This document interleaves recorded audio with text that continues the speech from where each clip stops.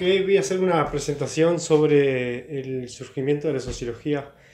Lo que va a ser entonces una introducción a la sociología. En este caso, enfocándonos en los elementos históricos sobre todo.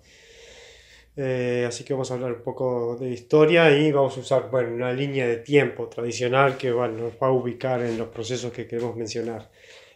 Son los orígenes históricos, sociales que dieron origen o que sentaron las bases para que surgiera esta disciplina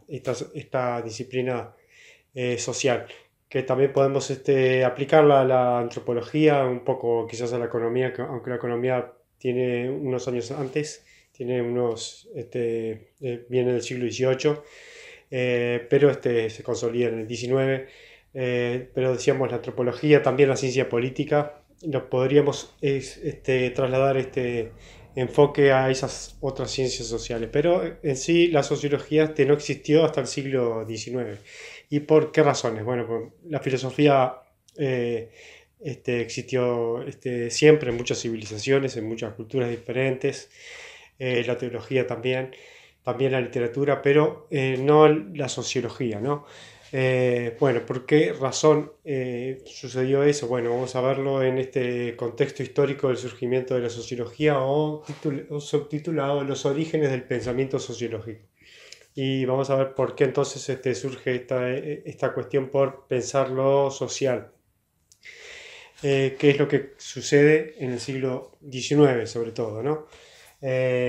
Podemos ya antes de esto poner que un antecedente es el iluminismo, ¿no? El pensamiento iluminista es una de las bases. Incluso el pensamiento de las ciencias políticas también viene desde ahí, incluso algunos lo tratan a Maquiavelo.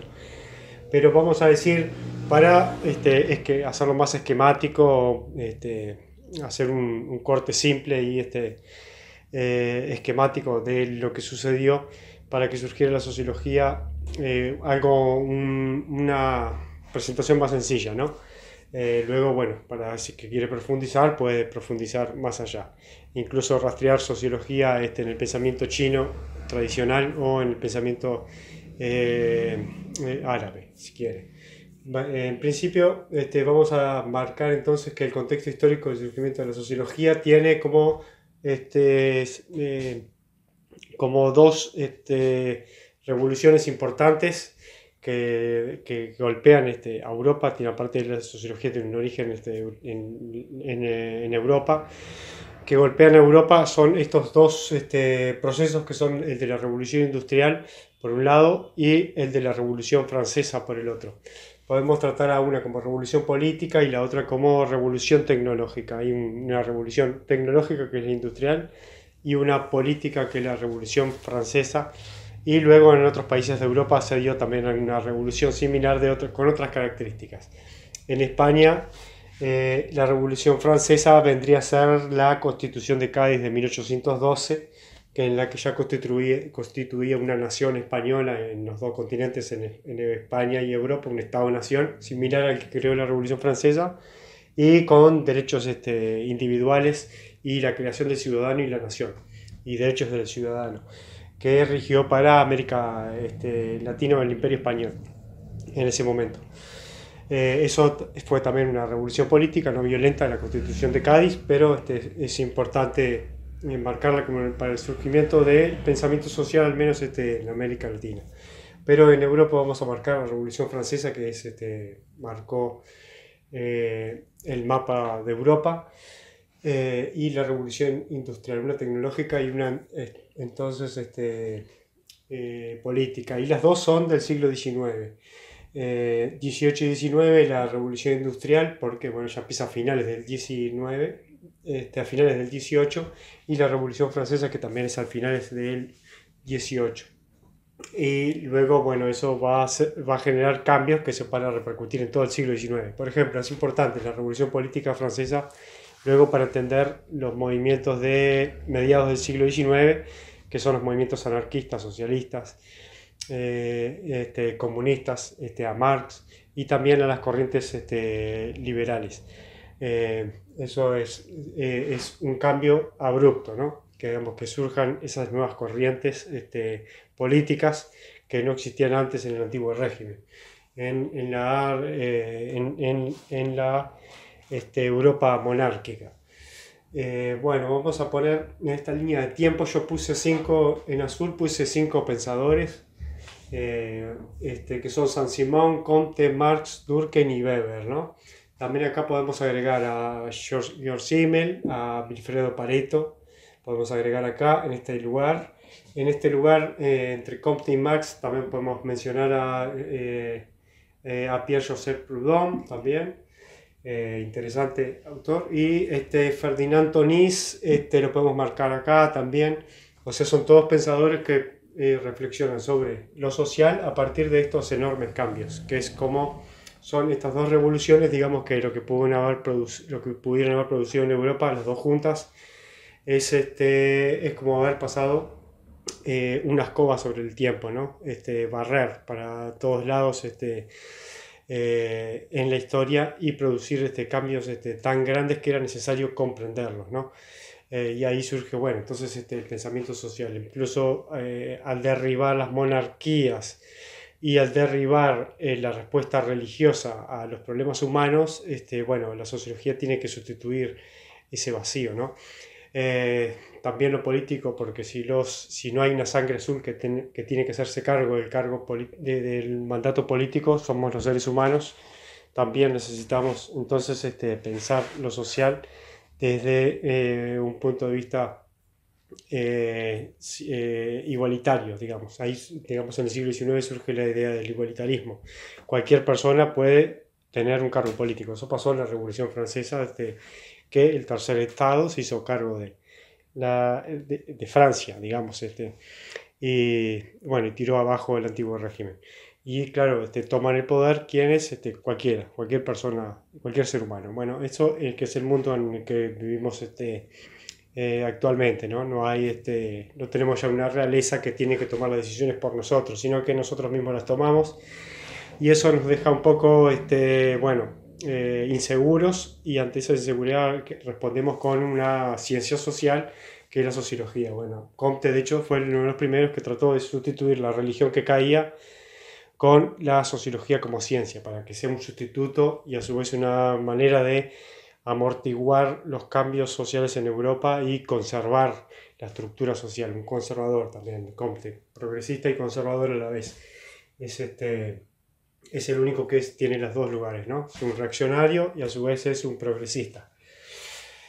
Bueno, luego vamos a poner a Saint-Simon, que es el primero, según algunos otros autores, el primer pensador social o sociólogo o pensamiento sociológico que podemos encontrar es a Montesquieu en El espíritu de las leyes.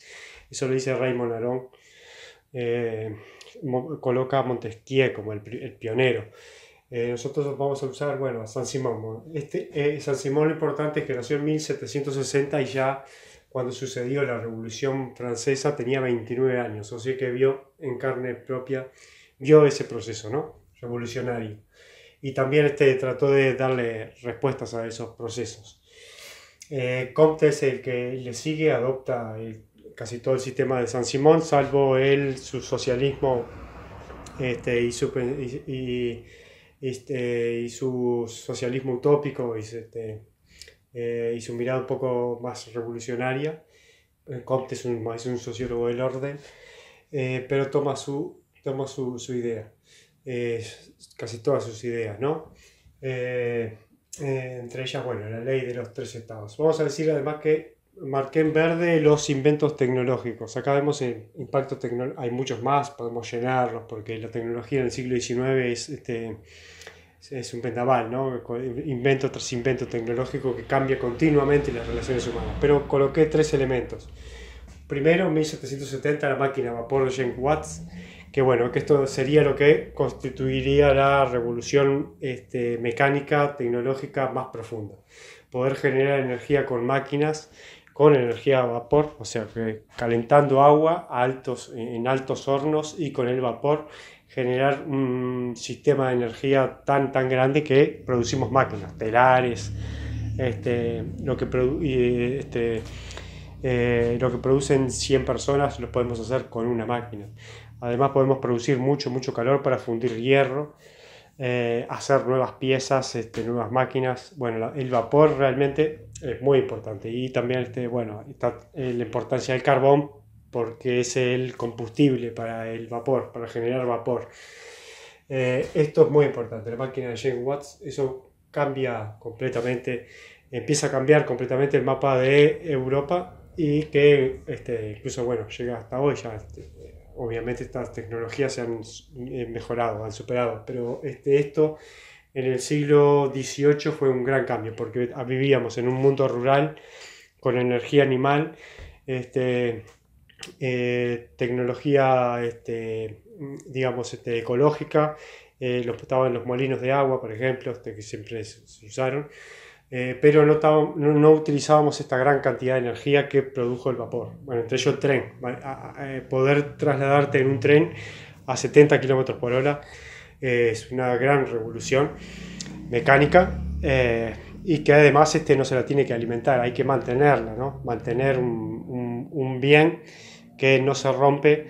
No es lo mismo que utilizar caballos, es un enorme salto. El caballo, por supuesto, es un organismo como el ser humano. Y también, bueno, la tracción a sangre, la energía a sangre, la sustituimos por el vapor, y eso también trae una revolución agrícola. La producción agrícola se dispara en Europa porque la implementación de la energía a vapor hace que podamos arear los campos, por ejemplo, sin energía animal, sino multiplicando por 5 o por 6 la cantidad de energía posible acumulada. Y a su vez crece sin parar. Esto lo que importa es que cada vez se mejora, ¿no? Más y más y más, que es a lo que estamos acostumbrados ahora, que es siempre más. La capacidad de los misiles es cada vez más, la de los autos mayor, la de la producción, la velocidad para producir telares mayor. Bueno, esto empezó, digamos, con la máquina de vapor. Junto con la máquina de vapor viene enseguida la Revolución Francesa y, bueno, el asesinato de toda una realeza que había gobernado Francia durante varios siglos.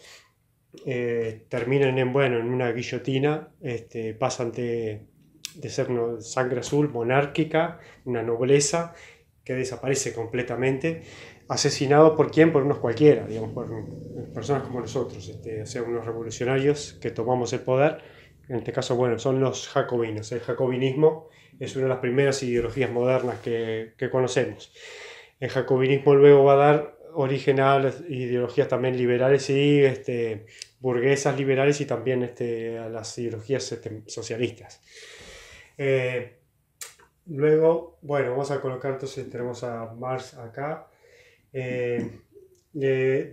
Marcamos también como en rojo las revoluciones políticas. La Revolución Francesa, la Segunda Revolución Francesa, o también la Guerra Civil Francesa, que duró 4 años, la Primera Guerra Mundial y la Revolución Rusa, pero eso ya es siglo XX, ¿no?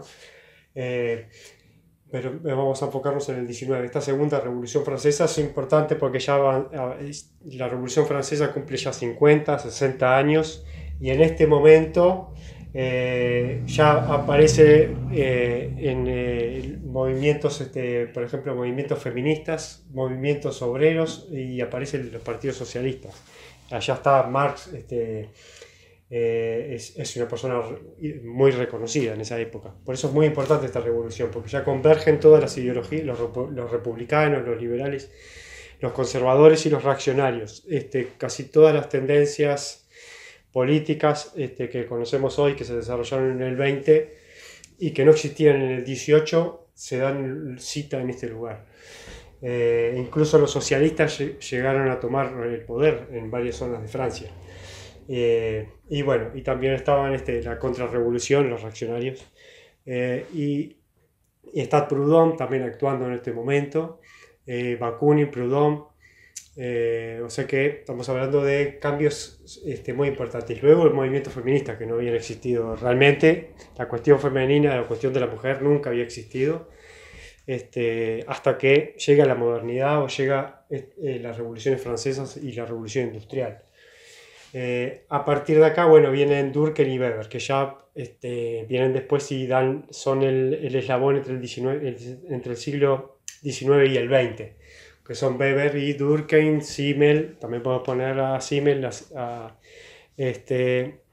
a Tonis, y también falta a Spencer, que de alguna manera es una bisagra también entre el 19 y el 20, a Herbert Spencer. Siempre hablando de Europa. Después vamos a ver un poco Sudamérica, a dónde podemos ir con esto.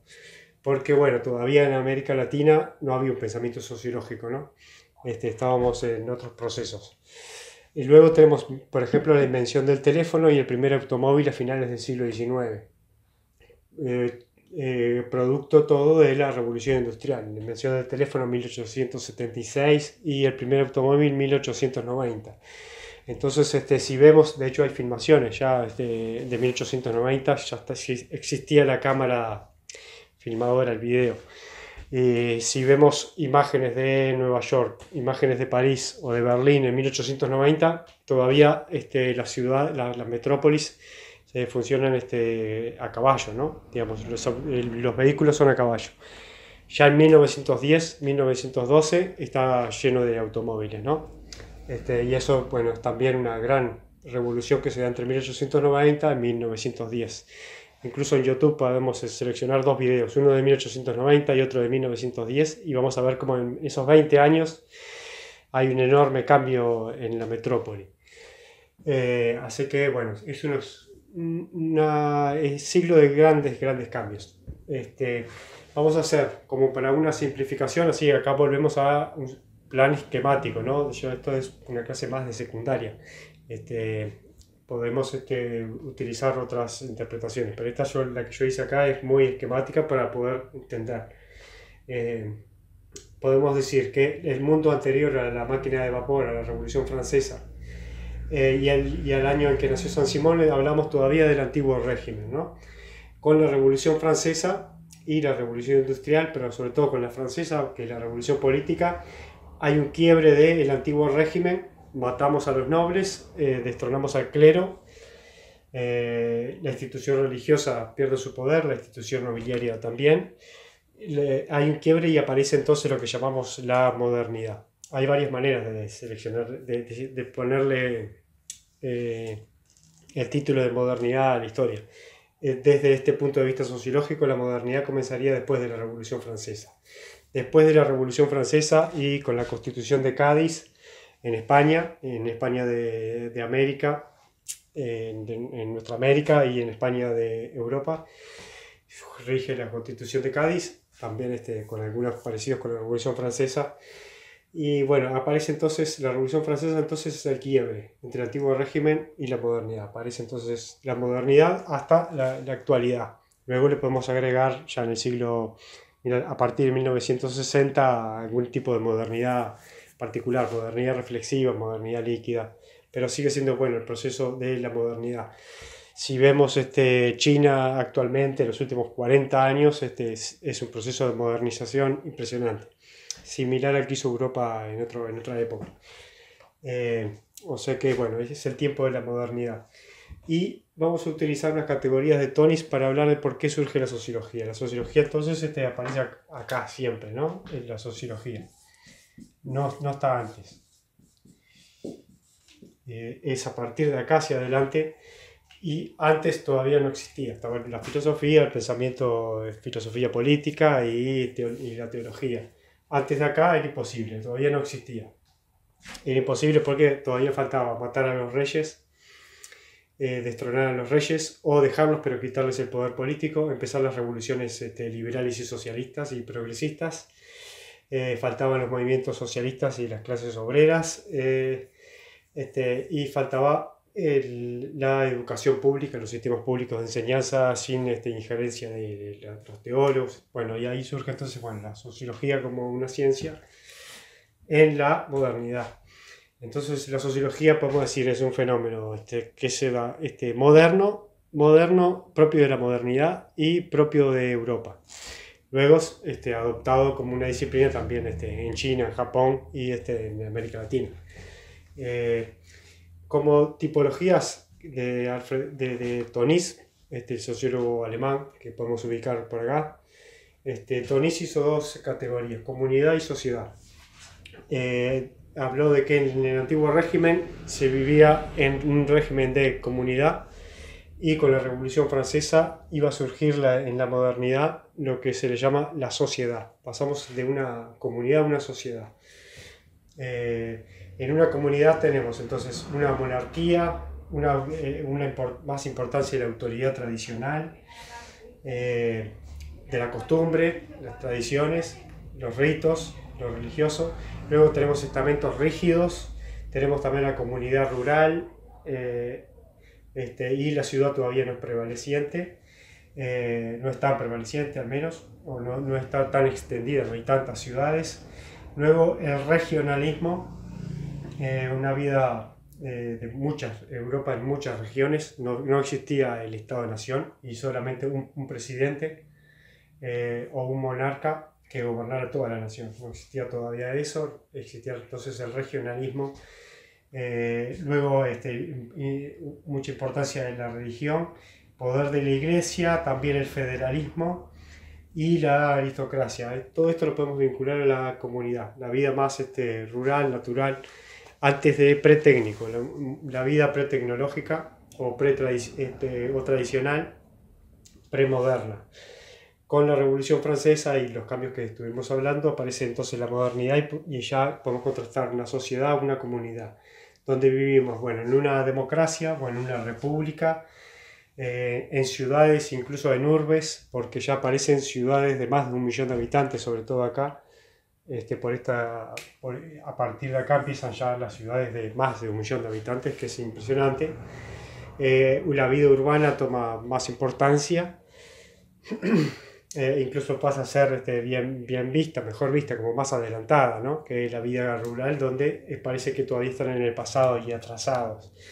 Luego la burguesía y el proletariado, que sustituyen los estamentos rígidos. Burguesía entonces y proletariado, o sea, clases sociales. Vivimos no en estamentos, sino en clases sociales. Luego la consolidación del capitalismo, o el surgimiento del capitalismo, como queramos verlo. Y la secularización y la laicidad, el laicismo y la secularización continua de las relaciones humanas y la relación entre las instituciones y los grupos sociales, y luego también el surgimiento de los estados-nación y de los países, que es lo que rige hasta hoy. Tenemos 350 países, 340, y han desaparecido entonces los regionalismos. Esto entonces es lo que se vendría a ser la sociedad. Esto es una tipología de Tonis. La comunidad es anterior a las revoluciones francesa e industrial, y lo que vivimos luego es en una sociedad. Y desaparece entonces, es el declive de la comunidad. Nacimiento de la sociología es igual a modernidad con declive de la comunidad. Después, bueno, Gurbich, por ejemplo, va a decir que en realidad en la sociedad hay rasgos comunitarios continuos, ¿no? Como que incluso en el siglo XX todavía existe la comunidad. Entonces no acepta esta categorización, pero bueno, es otro tema. Yo, para hacerlo más esquemático, así lo podemos tratar, de esta manera.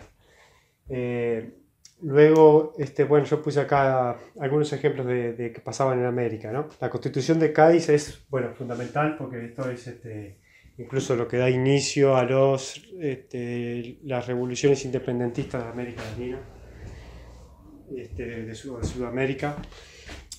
Tenemos la Constitución Argentina y Juan Bautista Alberdi en 1853. Estamos hablando de un poco antes de la época de Durkheim, después de la Segunda Revolución Francesa. Acá todavía hay liberalismo, todavía en esta zona, en nuestro continente, el socialismo y el anarquismo van a aparecer recién a finales del 19 y a principios del 20. Igual que el automóvil, las urbes, muchas cosas que sucedieron en Europa sucedieron 50 años antes. Luego podemos poner a Sarmiento y José Pedro Varela, es uruguayo y argentino, que hicieron aportes en el campo de la política y de la educación. Los sistemas modernos de enseñanza partieron de ellos. Son positivistas, ambos, o sea, muy cercanos al pensamiento de Comte. Y bueno, Varela hizo una reforma educativa en el Uruguay, donde creó el Estado-Nación. El Estado Nacional, una única lengua, una única bandera, valores incluso laicos, no religiosos, eh, y, y bueno, sin ninguna monarquía, por supuesto, y sin dependencia de España también. Tenemos a Sarmiento y bueno, luego Artigas y la revolución artiguista, todo eso en Uruguay, relacionado con la Confederación Argentina también. Eh, Porque bueno, Artigas sería un confederacionista, ¿no? Los artiguistas. Esto sucedió entre 1811 y 1820. Ahí también, imposible estar hablando de ideas socialistas todavía. Incluso ni siquiera de ideas liberales. Aunque algunos dicen que Artigas tenía ideas liberales, pero no lo sé. Luego tenemos a Bolívar y las independencias de Ecuador, de Perú, de Bolivia, de Venezuela. Todo esto sucedió más o menos en 1813, entre 1813 y 1830, ¿no? O sea que estamos en la época en la que Marx todavía no había escrito.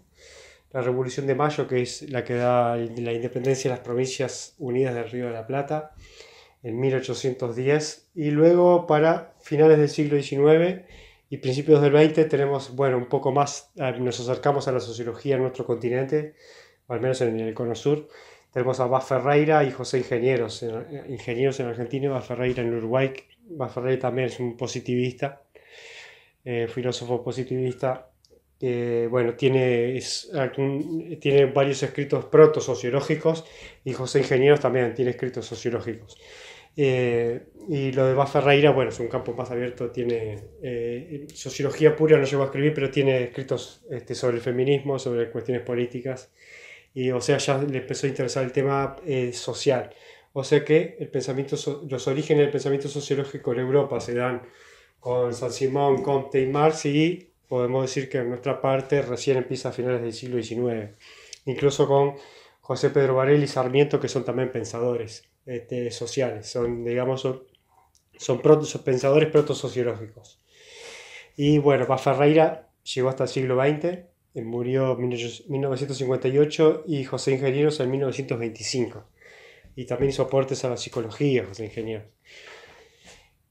Bueno, sí que sería ese entonces el contexto histórico del surgimiento de la sociología y rastreamos un poco los orígenes del pensamiento sociológico como una manera de hacer una introducción a la sociología.